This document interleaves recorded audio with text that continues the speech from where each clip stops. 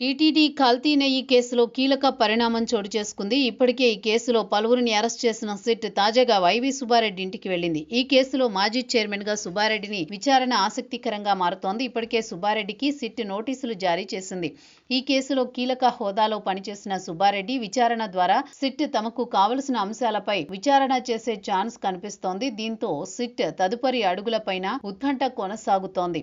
టీటీడీకి కల్తీ నెయ్యి కేసులో దేవస్థానం మాజీ ఎమ్మెల్యే వైవి సుబ్బారెడ్డిని సిట్ విచారించనుంది. నేరుగా ఆయన ఇంట్లో సిట్ విచారణ చేయడం కీలకంగా మారుతోంది. కొద్ది రోజుల క్రితం విచారణకు హాజరు కావాల్సిందిగా దర్యాప్తు అధికారులు ఆయనకు నోటీసులు జారీ చేశారు. అయితే తిరుపతి రావడానికి తనకు ఆరోగ్యం సహకరించడం లేదంటూ ఆయన సమాచారం ఇచ్చినట్టు తెలిసింది.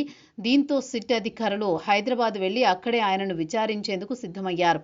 టీటీడీకి నెయ్యి ఎక్కడి నుంచి వచ్చింది, ఎలా వచ్చింది, కల్తీ ఎక్కడ జరిగింది, ఎలా చేశారు అన్న కోణంలోనే విచారణ కొనసాగుతోంది. టీటీడీకి నెయ్యి సరఫరా చేసిన డైరీ పైన దర్యాప్తు బృందం దృష్టి కేంద్రీకరించింది.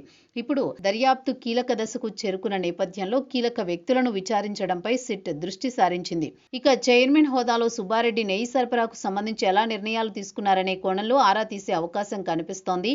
భోలేబాబా డైరీ డైరెక్టర్లలో ఆయన పిఏ కడూరు చిన్న అప్పన్న మంతనాలు సాగించినట్లు, ఆర్థిక లావాదేవీలు నడిపినట్టు వెల్లడైంది. అతన్ని 2 సార్లు విచారించిన సిట్ గత నెల 29న అరెస్ట్ చేసి రిమాండ్కు తరలించింది.